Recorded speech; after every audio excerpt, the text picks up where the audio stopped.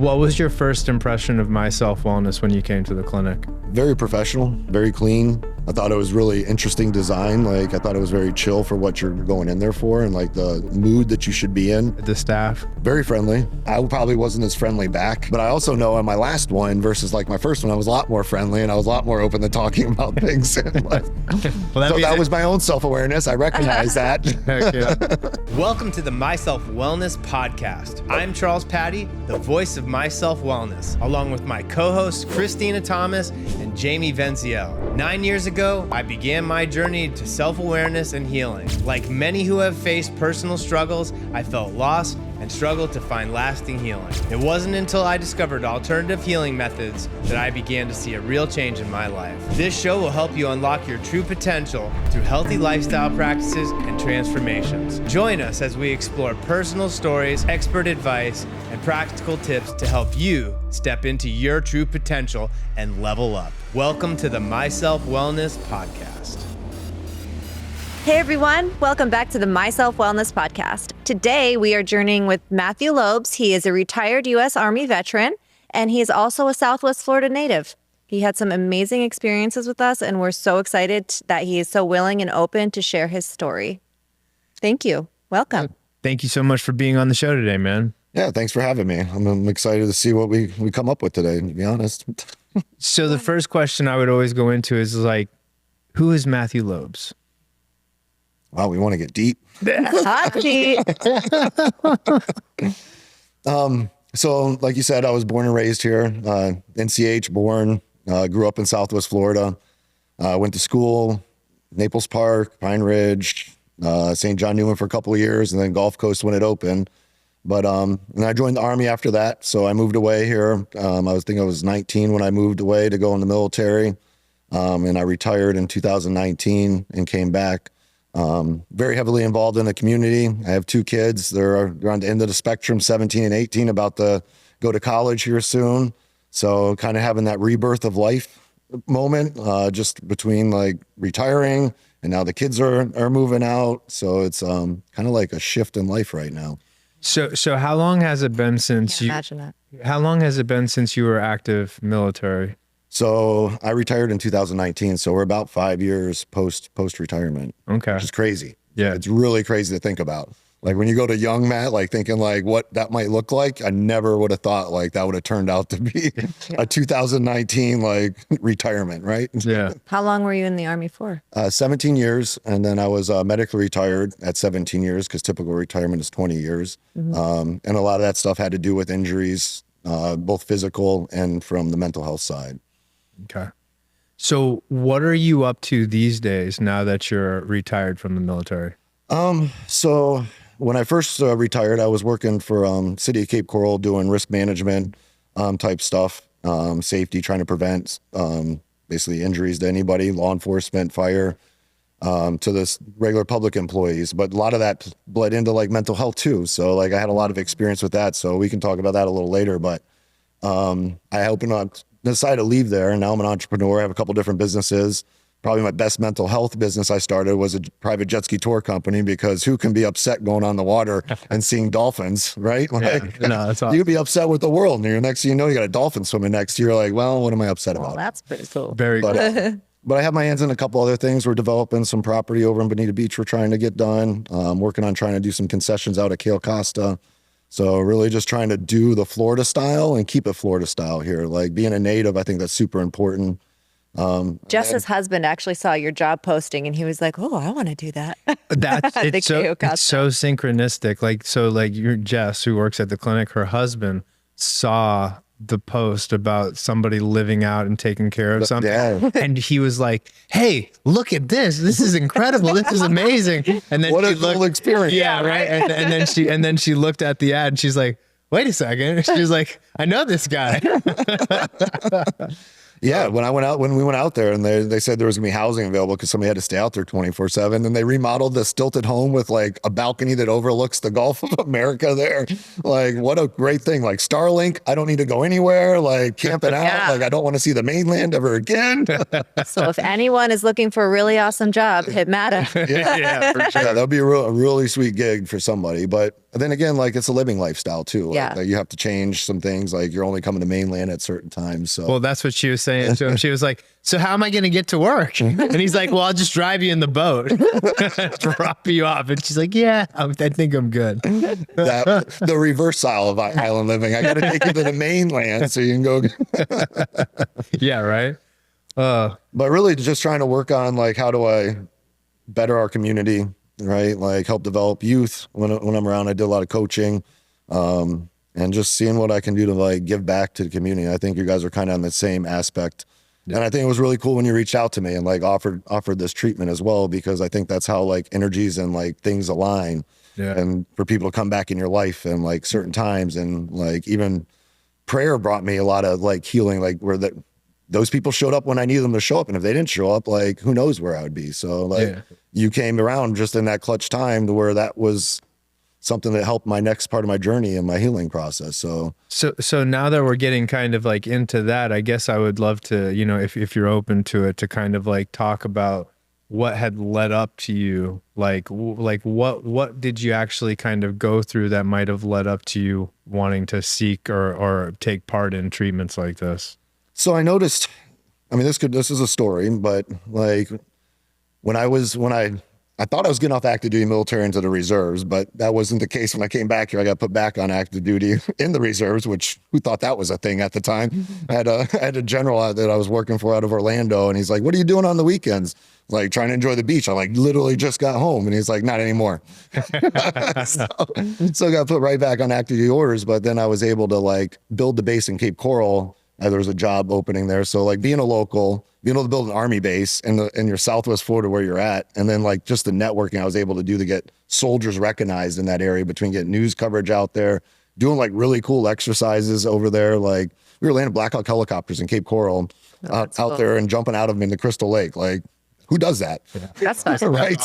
And, I'd be too scared to do that, but that sounds fun. And getting, like, doing, like, multi-jurisdiction exercises, like, including, because we had, like, an explosive side to our, what we had to know. So EOD with Lee County, we were able to do explosives with them. We did some, like, tactical boarding of the Big M casino boat, which is a pretty cool thing to do. But I was really good at networking. So when I built that base, another side of that came in a buddy that was a soldier of mine who introduced me to Armando from home base. And they were just starting at that point. Like, they went to high school together. They're doing this cool thing to try to help veterans with mental health.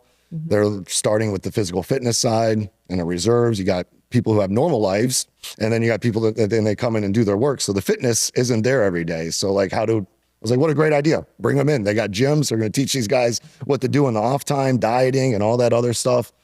So really just started working with them, not thinking anything's going on with me, because when you're in the military, and, like, I believe this is the same with fire, EMS, police, when you're working the career, you're in that moment of, I just got to go to work the next day. I ain't got time for that, right? You're doing the short-term coping mechanisms that just get you through to the next time, multiplied by 20 years. Like, that's a lot of buildup. And when you come to the end of those careers, that's when you start to see, like, that stuff come to fruition, because you aren't in that, you don't have to be ready for the next day anymore. And you, like, can only drag out that next day of being ready so much after not doing the job anymore, right? Because after you retire, so then it starts to get that buildup. And that's when you start seeing these cascading of all these people that seem fine. They had a great career. What are you talking about? You committed suicide? That makes no sense to me. Like, it looked so good, but it's always at the end of those careers when this stuff comes to fruition. So leading up to, like, coming towards the end of my career, and, like, I was getting to the end, and, like, things were dying down in the career.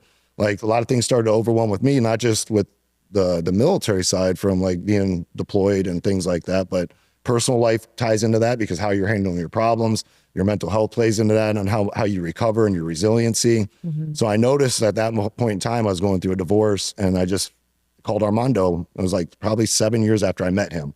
After all the work that we did, like, we'd go help him with events and, like, everything, just never thought I needed anything. I just called him on the phone, like, in tears, like, I'm just kind of, like, I'm at my breaking point. And the way that kind of worked is they didn't have any openings. So this was like February. They didn't have any openings till like, I think the end of September, October. And just at that point in time, right before I went, like my wife at the time, like threw me and my kids out, and like I went to treatment right after that. So like the timing on God's timing to get me into where I needed to go at that point in time was like perfect. You couldn't have sent me there at a better time to be like the most vulnerable and to just really break down with things. And you didn't know what you're going into because mental health is a stigma. Yeah. And somebody used that word PTSD in any sort of career. You're like, well, are they really capable of doing their job? Right? You think like, oh, they must have all these other distractions. Are they really good? And that's like in the military, police, fire, like there's still that stigma around if you do ask for help, which I hope through talking about this in the years I have been talking about it, like we can try to get rid of that stigma and realize you can get help and still perform a career and still be able to bounce back. So, but it takes to have the resources and the right resources available to be able to do that. It's not taking Prozac every day. Yeah, you have to be, and I'm so grateful for you to be so open and willing to tell your story, because it can just, that's how we break the stigmas and the taboos associated with mental health and this treatment. I think that that's one of the narratives that we need to switch and change up, is that when people actually open up and talk about this stuff, it's not a sign of weakness, or it's like, hey, there's something that's crippling or handicapping this person from doing their job or getting things done or whatever. I think it's really courageous for people to address these things head on, because it's like, it takes more balls to do something like that than to actually just sit there and stuff it, basically. And like, you know, this is how we like heal ourselves up so we don't have to like let things ripple on to our children and our future generations and things like that. So like, you know, like this is why I do it. I commend you for doing it. Yeah. And I think it's probably definitely going to help a lot of people. Yeah. And I was still serving when I went through the home-based program up there. So there was that stigma of it. And realistically, if you want to play it out, after I went to home base, and then you get that identifier that, yeah, you do have PTSD and you have anxiety and you have depression. You have like the spectrum of it, right? Like it just rolls down. You got the TP of the PTSD and then everything underneath it, right? Yeah. And then on top of that, like the pain, like I've had back surgery, 2 shoulder surgeries here, shoulder surgery here, like knee surgery. So like going through the pain plays a big role in mental health too. Like sometimes like you're just hurting mentally and it creates the pain, and sometimes you have the pain and it's hurting you mentally. So was the pain, so the surgeries that you had, was that from some sort of like injury that you got while you were in active duty? I would say a good majority of wear and tear from the military, right? Like you're just gun ho, you don't take time to heal. Like you got mission the next day, you still, if you're a leader, you dang sure have to stay out in front of your troops if you want to be a solid leader, right? You're not going to be the ones dragging behind, telling them, "Hey, run faster up there. I need you to get a better run time," right? Like you got to be out in front, and you got to suck up those injuries, and like very minimal. Like you go to sick call just to get maybe some more ibuprofen to get you back out there, right? And what does ibuprofen do? It'll mess with my stomach at the end, so I can't even take those anymore, right? Yeah. So like without getting into too much detail or whatever you're comfortable sharing, what exactly did you do in the military? So I started off, I was a chemical, biological, radiological, nuclear, and then they added that explosive identifier because I got assigned to a explosive ordnance disposal company. So when I deployed, I was a part of the bomb squad that went over there. So if you saw the movie Hurt Locker, that same patch is actually, it's on my arm here. That's the one that was in Hurt Locker, but that was our combat patch. Wow. So look, obviously they cowboyed up the movie a little bit, but those guys do have to have some sort of mentality kind of similar to that, because it is a kind of a crazy job. You do put yourself in positions. Now I wasn't a bomb tech, but being a support element of that company, I mean, like, and as a leader, I covered down on a lot of stuff. So if somebody went on leave from the bomb, they need 3 to go out. I'm your third one. You need a gunner. I'm your gunner. You need this, and I'm like utility. You know, look at the baseball player that's a utility player. Like whatever you need filled in, let's fill it in. Let's make it happen. Because those units are small. You don't have an overwhelming amount of like, hey, Jim and Sally over there aren't doing anything. Let's throw them in. It's more like, shoot, I don't know who to pull from right now. Like we're that low on like personnel. So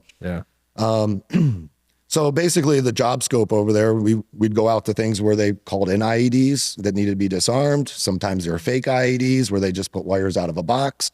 Like we had one where they stuffed wires in a dog's behind and put it on the side of the road. And like, that was like the way to get us, right? Like we've had it where we went out to go to a fake one, and then they try to like set something up and blow us up on the way back, right? And then you have the other side of it where you have to go out and collect evidence for like post blast, and that all gets like forensically ran. So like, just like you would think like a lot of it's homemade explosives too. So if you think of like how people cook drugs, like a meth cook, they have the recipe. So you can kind of tell who's still in that area making stuff. Did they capture the guy? Did they not capture the guy? So that's why you have to go out and collect all this forensics, see if you can get biometrics off anything that they made, so that like in the bigger scope, in the big picture, you can figure out who's actually doing this stuff or where it might be coming from. Is it coming from a country it shouldn't be coming from? Yeah. So kind of a wide spectrum. So we were a support element as explosive ordnance support. Not like we were out looking actively, but we would get called out as like a fire department to go help after somebody would find something. So what's it like going in active duty like that and then coming back to just regular civilian life? I mean, not civilian, but you know what I'm saying? Back to stateside, right? Yeah, 100%. Yeah. Yeah. Normal life. Yeah. You still like look around, like things are certain threats. It's like ridiculous when you look back at it. Like I remember driving through Naples Park, coming home on leave, and like seeing trash on the side of the road, one like slowing down, like unintentionally, like not like, and just because of that's what you're used to like looking for. And like, then I'd be sitting next to like a diesel truck, like rumbling and like smelling the fumes, like at a stoplight, and just like zone out and just be back where I was at over there, and like crazy. Wow. And it's not like I wouldn't say there's anything that was like that astronomical that happened over there, because I feel like it's all supposed to like all that stuff you expect.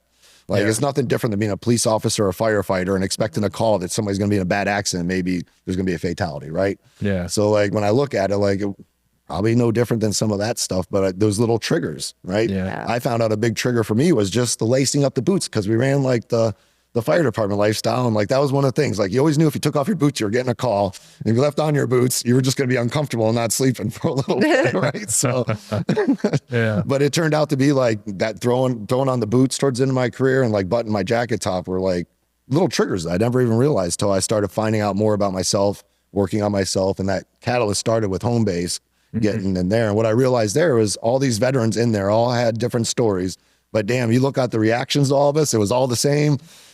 How we handled it, right? Like somebody might have went to alcohol, somebody went to drugs, maybe sex, or maybe it's like a bad marriage or like whatever it was. Like you're like, huh.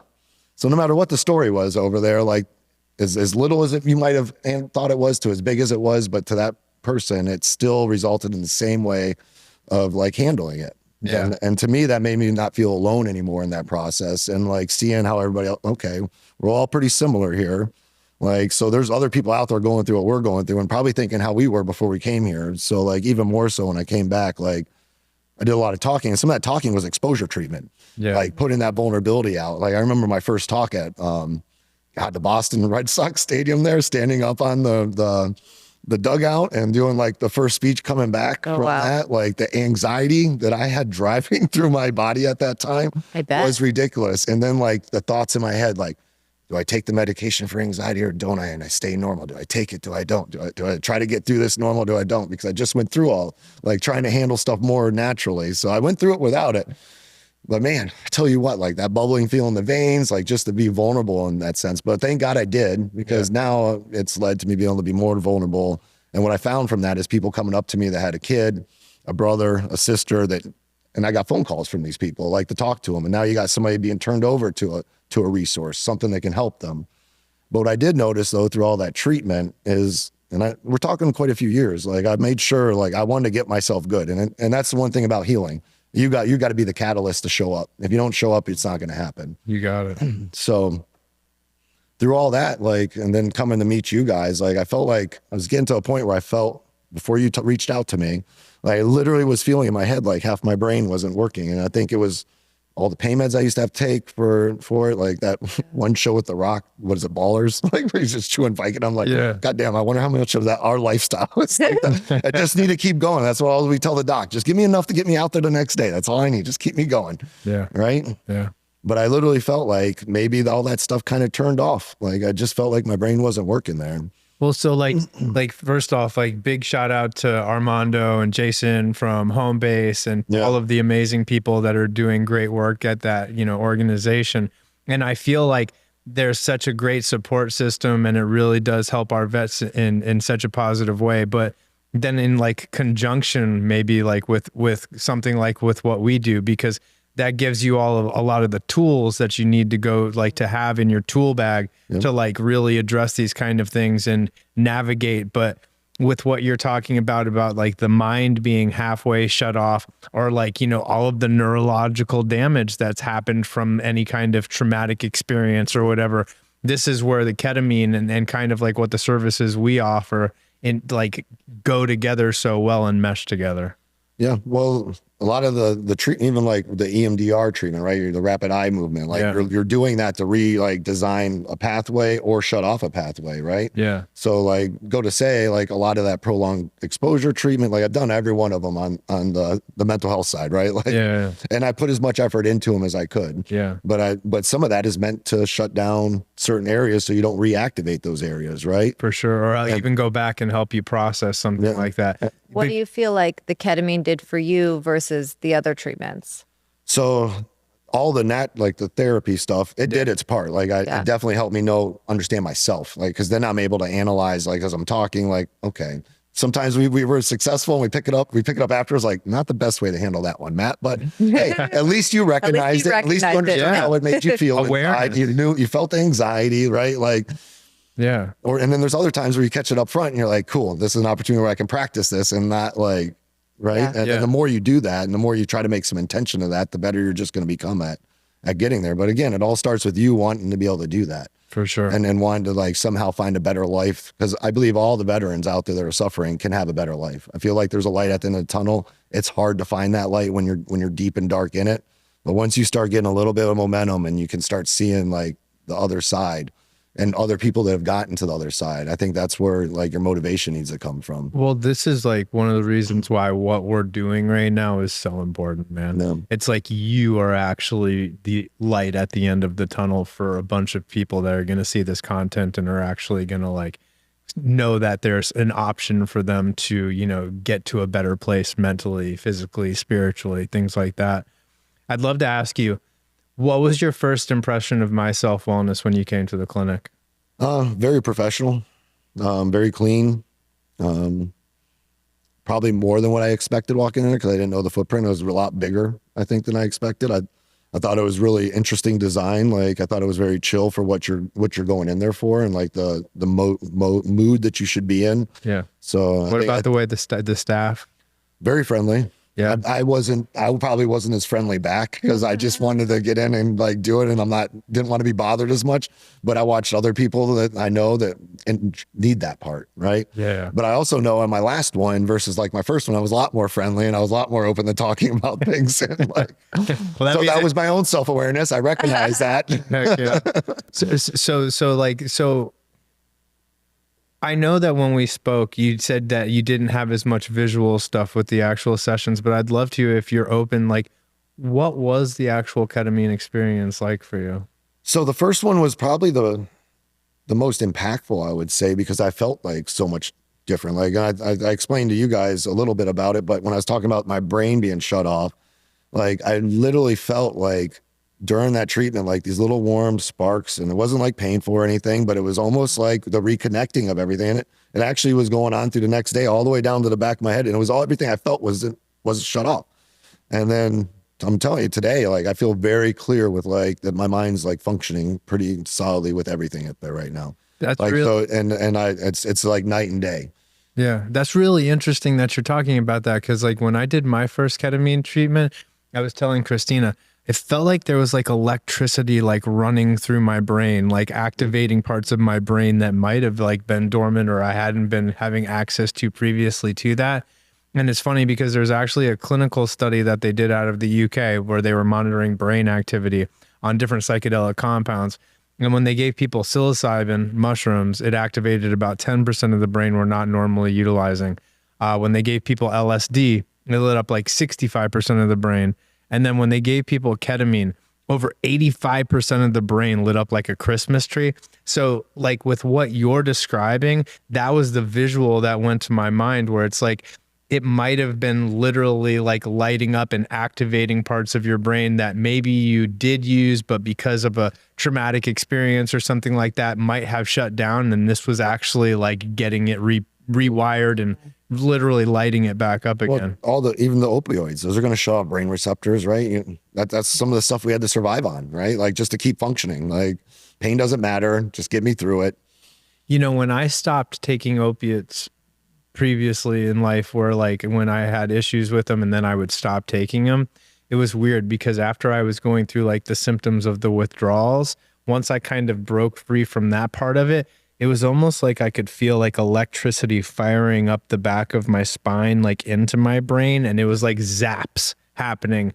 And like where I'm at now and with my understanding of things, I feel like it was almost like my body sending this like natural energy that was activating and lighting parts up of the brain that might have been turned off from using the opiates. And just think how much dopamine you kill and like just the natural production of things over time. Yeah. Right. Like how crazy. And it would make sense just from going through the clinic and feeling the triggers and then even having people coming up to me, to my kids, to like just friends, like, man, you look like your old self. And I'm like, well, which old self are we looking at? It's like, but just a lot more calmer, a lot more, I'm just smiling more, like it's just a lot more peace. And that would come from being able to, now maybe I'm producing a lot more of my own natural dopamine that was probably shut off for a long time. Right. Yeah.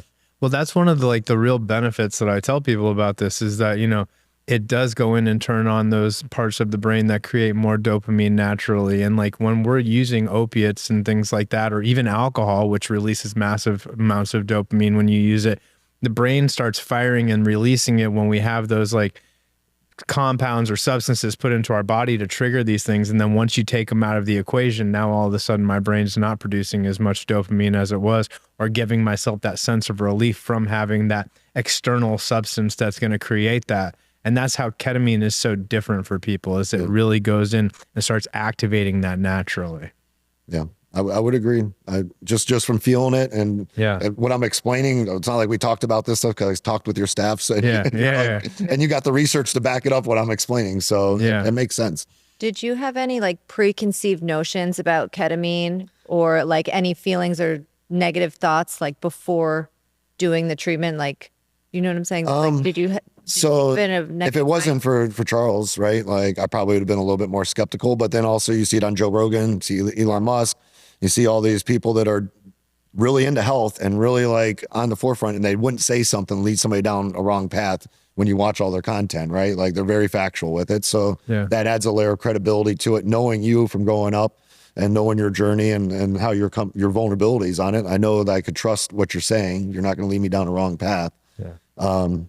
But when I was a kid, like I wasn't the best kid, so I did know what ketamine was then, but I never would have thought it was what it is today. And obviously there's intention whenever you take any drug. You learn about that in like toxicology, like everything's good up to whatever that threshold is. And if it's arsenic, it's obviously not that high, right? But I just feel like it helped quite a bit on. So when you described, like we were texting the other day and you described the last treatment and like what your experience was like, can we talk about that? Because it sounded very interesting and like it sounded very cool.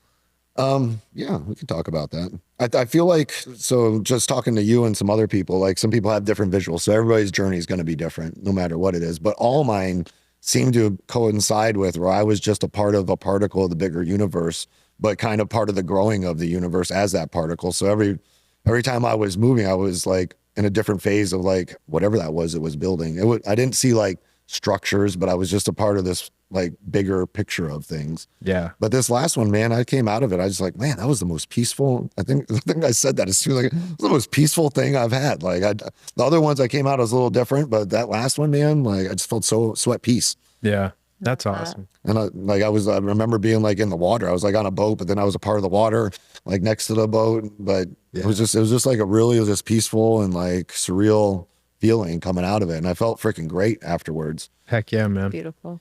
Listen, like, you know, like from when we first spoke before you did the treatments to like where we're at now, I definitely see more of like a calm to you. It's like, it's like this, you seem like more relaxed in your being a little bit. Yeah. You think so? I would say that that's the feedback I'm getting. Yeah. Right. I feel more at peace. Like, and then going into like, I brought up too, like that anxiety where you feel that burning through your veins. I don't feel like I've had that anxiety where that has happened, where you almost feel like you need to replace it with something. Like that was the biggest reason why you'd smoke. You get that feeling like, I'm gonna smoke a cigarette or oh, I'm going to do this to try to counteract it. I haven't had that feeling. And so that's why I think you mentioned it, but a lot of people might not smoke weed after that again because they just don't have that feeling because you're not getting that burning where you're trying to put something in to fix it. Yeah. Right. So I could see why that would work that way. And to answer what you said before previously, the ketamine, like I did it as a kid, but it was like a dark hole on a trampoline and I couldn't move. So I could never see why anybody would want to do this on their own at their house. Like, how would you even take care of that situation on your own?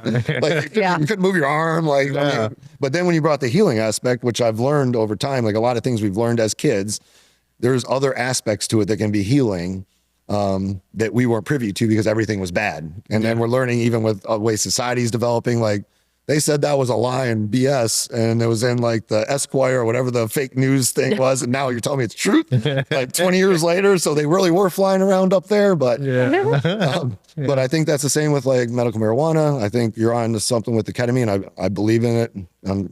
After doing the treatment, I definitely believe in it 1,000%. Yeah. I think it's a great tool to have in your toolbox. In the healing process, everybody's healing journey is different. So some of them need to start how mine started to get to that point. Others could maybe start with you to get to that point and do the backside. But I think it just depends on that individual's healing journey. But you can't just do this, right? Like there's 3 pillars to health. You have to have spiritual, you have to have some sort of mental and emotional, and you have to have physical.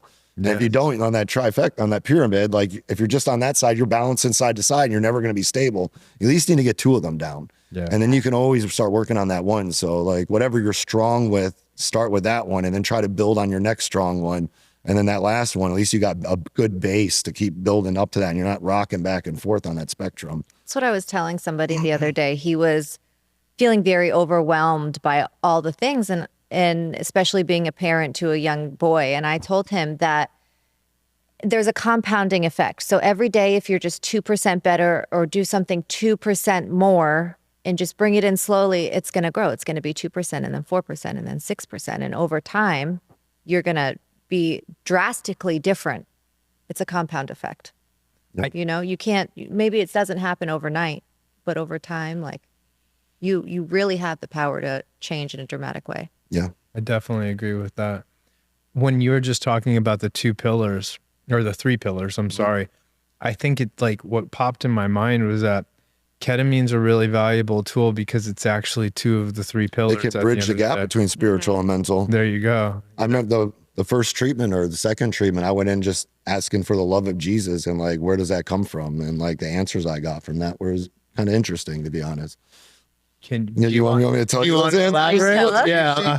You got well, when I kept asking, I went into it breathing that. And that was my mantra going into the treatment once we sat in the chair, getting comfortable. And I did that on all the treatments. I tried to do something where I breathe in good and exhale bad. Like I did something where I was always inhaling something that was positive for me and trying to exhale something I knew was negative for me. But this one I was just trying to figure out where the love of Jesus is, because I feel like I wasn't quite feeling like through my life, love is tough, right? Like, and that's kind of what I got out of that. Like you learn from your parents what love is. Like the love of Jesus comes from how your parents love you. And some of us, when we grew up, sort of depending on what area you grew up in, even our parents, that's tough love that our parents got, right? Like a lot less restrictions on how you can parent. So a lot of that was a lot tougher love that they got. And that rolled into us to some tough love. And now we're our generation kind of lightening it up some, but we have to lighten up because there's regulations. We can't like do what they did. Can't hit a kid with a phone book like they could back in the day, right? Yeah, no, for sure, man. No, I get it. But that's kind of the answer I got. That's where you learn love is from your parents. And a lot of our parents had tough love, right? Like they weren't as empathetic back then because they didn't get empathy, right? Yeah. Yeah. So it's the generational curse breaking as well in that process. But that was kind of the realization. I realized that with my kids is I'm not the most empathetic. But then you take a guy that has PTSD and emotionally detached anyhow, like those poor kids, like they got as much emotion as they could at times out of me. And most of that was me showing up and always being present. And sometimes me being present, the mind side wasn't present, right? When you're in those bad states, like you're physically there, but your mind's not there. So this goes back to and we touched on it briefly, is like, and I love how you brought it up. It's the generational trauma. And then like we heal like this so we don't pass it on to the future generations. I literally feel like psychedelic medicines or psychedelic therapy gave me the ability to be a better parent. And it's because I went in and internally healed a lot of the things that might have made me more reactive, or the generational stuff that had been passed on through, you know, my great grandparents to my grandparents to my mom or my parents. And it's like, well, and not that they're not good people, because they all were, but it's like, I decided, okay, this ends with me. I've seen what happens, or like I've seen how that might have affected me in a negative way, or like blocked some of the loving energy from me. And so I'm going to go in and heal that within myself, so I don't pass it on to my son. Mm-hmm. Do you feel like doing these kind of therapies made you a better parent? Oh, it's allowed me to step back some, I think. So my kids even noticed. It's the same scenario, right? Like before I did the treatment, the same scenarios after the treatment. It was funny. My son's like, well, that was quite different on how you handled that. Because the first one, I mean, the shock and awe, like that's the military. Sometimes you just got to get your point across, and the shock and awe. And the next time it was just very chill and nonchalant, and well, not nonchalant. I still was pretty direct with what I said, but it was funny. They were both looking at me like, huh, what just happened? That's great. I love that. I love hearing that. Yeah. Not also an anesthetic, but a chill pill. Yeah, but like the permanent chill pill. Definitely make people. My son's like, I'll take you to another one, Dad. I love that. Keep it coming. Yeah. But it's cool to watch. They've watched my journey too. So they've been at all my talks. Like they've watched all my stories. They've been to like the private intimate golf tournaments where I've told my stories. So just being an example to them to understand me a little bit, I think that helps them as well, because I've always tried to teach them, like, you're not going to learn everything from me, but take the good, the bad, and then like make your own path with it. I think exposing them to this at this age and allowing them to see like you can change your journey if you're going through this mental health struggle. Like there's ways to get out of things, right? Like I think that's the most important teaching tool I can give them, because life's always going to throw stuff at us. It's always going to throw us off track. You don't have to be military to suffer from a trauma. Somebody's going to lose a parent. Somebody's going to lose a brother or a sister at some point. And where we're at in our life is how we're going to react to that. So but it's nice to know like that there are ways to get out of this, and there are tools in the toolbox. A lot of times when we get in these positions, we forget about those tools. Like how many times did I forget about mindless meditation, like, and just doing a 10-minute breathing exercise that could save me hours of just overthinking. Right? No, for sure. I guess that would be like, so like you kind of just touched on it, but like not even so like for military personnel, but it doesn't have to be like any men or anybody that is out there struggling that might have a misconception about these kind of therapies. What would your message be to somebody like that? I would say research it. Come talk to you guys. I would talk to you guys before going and trying to order something online. That definitely wouldn't be the answer. Like the comfort and the after therapy, and just knowing somebody's there to make sure you're good, right? Like, you might end up in a black hole on a trampoline. Who knows? How did I end up here again? That would have been a cool revision, right? Like what happened? That's like one of the groups of people that is hardest for me to actually reach or like make sense of this to, is people that have recreational ketamine experience previously in life. And they're like, wait a second, nah, I know that stuff, man. I'm not going in the K-hole. Tricked me on that one. Yeah, already. no, yeah. Good try, man. I don't know how being paralyzed and not being able to move is going to be therapeutic for me. What organ are you taking from me? Yeah, But that's the thing, though. It goes back to the intention. It's like, listen, like, if you're in a nightclub and you have a dissociative experience where your mind separates from your body and you can't move, and you're struggling to try to make sure that you're functioning and, or like, actually like safe in that kind of place, that can be traumatic for somebody. But when you come to a clinic where you can relax and know that people are watching you and they are taking care of you, and you can surrender to this experience and let the medicine show you what it needs to, that's where it allows you to be fully vulnerable in that position. Because if you're at home, you're still going to have like these reserves of, oh my God, you can't take care of something. Am I right? okay? Unless somebody's there to watch you, right? Like, yeah, where's that comfort level of actually being able to enjoy like that experience to get you to where you need to go? Because if you're not and you go in there with guards up, you're not going to get the same thing. No. And you're probably not going to have the journey that you needed to have when you went in there. No. Well, listen, like, even when you're talking about the at-home stuff or whatever, it's like, well, what if you roll off the bed? It's like, so you're going to be face down on the ground. Like, how did I get here? Yeah. A dog licking your ear. You're coming out of the experience literally, and your dog's like, making sure you're okay. That is not what I thought was going on. Exactly. Oh man. But I think that with anything, like now, like we said, like all this stuff was kind of prohibited back, whether it was medical marijuana, ketamine, psychedelics. Like now it's starting to come to fruition. I think it's just a matter of getting some of these people to think the government as one of them, right? Like you need the government to loosen up some scales for some of it, but you guys get it legit because you have your doctors there, which is the right way to do it. Yeah, and like I see a lot of people that can't do certain things, right? So with my background, working for the city of Cape Coral, and like part of that was I created a mental health program for them because it was going to become a state statute, but they needed it. But the resources they can't have medical marijuana, right? Yeah. Them to come and do a ketamine treatment, I think that would be kind of sketchy on if they did to get a drug test the next day, right? It's medical doctor, they'd sign off on it, but I think that would be one of those gray areas that you wouldn't know until you stepped into it how they would treat it, right? Yeah. But Well, on the flip side of that, is in every single hospital. It's on every single ambulance. They give it's it when federally medically legal. necessary. That's the difference between ketamine and cannabis. And this is, I actually was going to just get into this, is that's a huge misconception, because I had a police officer come up to me at the gym the other day, and she was just like, I really wish I could send you, people I work with, because I know somebody that just took their life and this and that or whatever. And she's like, and I've heard about people going to Mexico to seek this kind of treatments, and I know it's doing amazing things.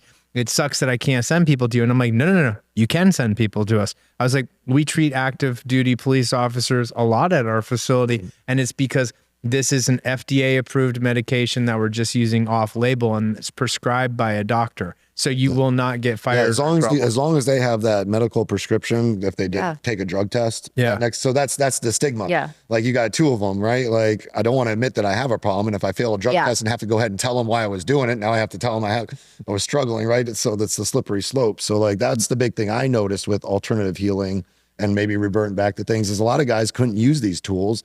So what do they have to use? They have to use big pharma. And like at a certain point in my life, like the VA had me on like 13 meds, man. Wow. Like something for everything. Like I had to carry them around in a bag because like, God dang, they wanted me to take this stuff all the time. Yeah. And then the way I got off of that was making that transition to using medical marijuana, and then making that transition to doing more work on myself and get my mind right to be able to handle stuff on my own better. But I kept taking the meds, I'd have been a cyclic cycle, and I'm sure I'd have organ failure. Would not be in shape right now because when I was taking all that meds, I was like so water retained, man. I was like 280 pounds at that time. Wow. Like going through that. And another thing I noticed too is like when you're going through mental health, when that amygdala is in fight or flight, you're carrying weight because all the cortisone, you're carrying anti-inflammatories because all the cortisone. So even simply coming here to find the peace and allowing your cortisone levels to settle is a huge healing. Cancer comes when you start having cortisol problems. And you got people fighting fight or flight and emergency response positions, military for years, that their body is getting beat up over that. So like to find some way to find some relief in that and reset is crucial just to like your longevity of life. Can't tell you how many firefighters and police officers I watched it even while I was at the city of Cape Coral in military, waiting to get to that last phase. Like I'm going to do the drop another 5 years. And then what do? They get a deliberating injury right before it. So now they worked a 30 something year career, 25 year career, can't even enjoy what they've worked for, right? Because they have a deliberating injury. Now they're just going to doctors, right? Like there's a lot of that stuff transpires, but how do you get people back into being able to live a life? Yeah. And that's what we're here for. We're not here to suffer, right? Like there's tools out there that we've been provided that can get us to that point where we can find our life back. Yeah. And this is a great tool for that. Thank you. Thank you. And look, this is a perfect example for people that are listening of like how medical cannabis can actually save lives. You always hear that question, well, like how's weed going to help save somebody's life? And it's like, well, if you're on 13 different medications that are taking a toll on your body, and you can get rid of a whole bunch of those medications and replace it with a natural substance that's not toxic to the body like the other ones, that's exactly how you're going to end up saving a life with it. And the same thing with ketamine. How's ketamine going to save somebody's life? Well, if we're getting people off all their pharmaceutical medications a lot of the time, and they don't have to take those every day, that there in itself. Especially regular every behavioral based medicine is a daily medicine. That's how they sell it. To get off that is huge. Yeah. Like that they sign you up for a lifetime once they give you that, right? Yeah. Like I remember going through all these different dosages of stuff the VA would give me, try this, try that, like the weird dreams that would come out of it. Like it was insane. Yeah. But when the reality is like the stuff we were told we can't do because we want a job and I have to pass a drug test. So now you're telling me I have to take this and ruin my body because you guys can't accept the fact that it's legal in Florida, but since it's not state legal, now you don't want to figure out a way to regulate it. Well, and that was kind of a catalyst why I knew I needed to leave my city job, is because my own physical health was more important than somebody regulating how I can take care of myself. Isn't that crazy that you can be on like, oxycodone and Xanax and, Adderall or just Once you like have a prescription, you're fine. Upsies, downsies, lefties, righties. yeah. But it's like, but cannabis, nope. You can't work here. You're in trouble. We don't know how to test you to see if you're stoned on the job, so we're not going to do it. Yeah. But I can be on opioids on the job and come in with my prescription after. Oh, yeah. No come in problem. hot, and I'm good to go. Yeah. Right? And like As long as I'm not doing anything crazy like driving a school bus with a bunch of kids, then you'd have to tell somebody like, hey, FYI, I'm on some pain meds. I'm taking your kids to school today. Like, you should let somebody know that. people actually like are pharmaceutically speedballing all the time when they're on opiates, benzos, and amphetamine salts and things like that. So it's literally like a legal speedball that you could replace with something like medical cannabis or doing ketamine therapy. Well, I noticed that when I was doing college. If I take a pain med and a Monster, I'd be done with a paper in like 2 hours. Like, and good work. Yeah. Good quality freaking work. Yeah, no, I get it, man. Well, you have any more No, I questions? This has been really good, man. This has been. We haven't even dived into any of it. I feel like we just touched the surface on a lot. Well, I think that we'll definitely do another episode, man, because this right here was like the great intro of some amazing content that I feel is going to help reach a lot of people. Yeah. And definitely, I would love to see like the new younger leadership in fire and police that are coming into these roles, like to look outside the box on healing. Because a lot of this stuff it's going to stay cooped up until you like offer the resources. So when even when I developed a mental health plan for Cape Coral, we went around and interviewed therapists just to make sure they were going to come in and then the therapist needed therapy, right? Like, because that's the thing when you start telling these crazy stories to somebody that's not used to hearing a crazy story.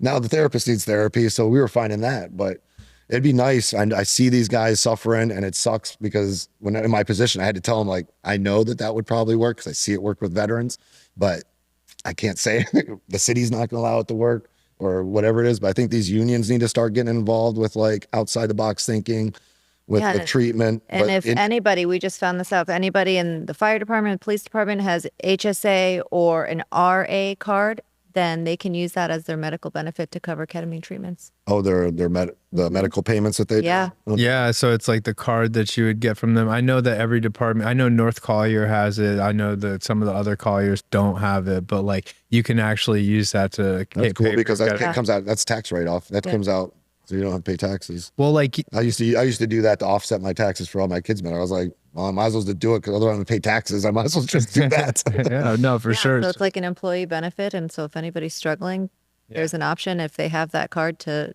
come in and you get treatments. And there's a lot of therapists that are now integrated with these departments. And I think this is a team effort and not necessarily an individual because like I said, everybody's healing journey is different.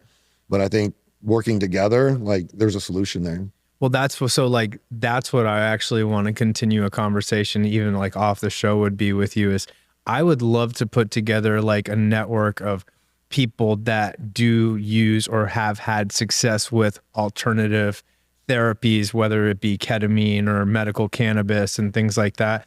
And, bring everybody together and create this network so we can really branch out and start to share our stories and talk to different organizations like the fire department and first responders and the police department and things like that.